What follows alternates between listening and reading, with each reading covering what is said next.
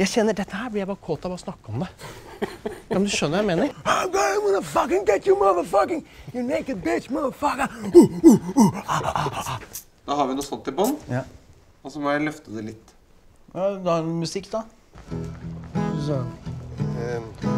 Når det kommer bitte små smil fra deg, og det er like før det ordner seg.